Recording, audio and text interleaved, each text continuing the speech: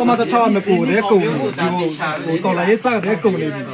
အခုမင်းတို့တမချချောဒါအခုတမချချောပြန်ဝင်စားတဲ့လူတွေပေါ့နော်အဲ့တော့ရောက်လာအစီနဲ့သွားလိုက်လေအဲ့တော့တိုက်ပွဲအခုမှစကူတော့အခုမှစတနဘယ်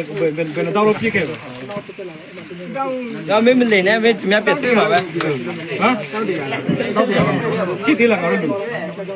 မှာတော့မပြပါဘူးတင်နေကြောင့်မပြတာလေဒီမှာမဟုတ်လေဒီမှာလေဒီအခုတိုက်ပွဲလေပြတာဟုတ်တယ်ခါမှလည်းဒီလိုမဖြစ်ဘူးလေတောက်တာပေါ့အဲ့နမရလာတာ အဲ့တော့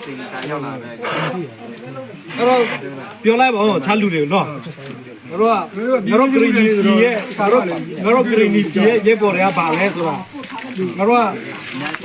ကညင်နေတော့အဆိုင်မရှိတဲ့ပုံစံမျိုးပေါ့နော်ငါတို့လုံလိုက်လို့ရှိရင်ဘာဖြစ်သွားမလဲကြည့်ထားတာဒါအသေးတွေရှိသေးတယ်နော်ဒါရှည်လေးအောင်ရှိသေးတယ်နော်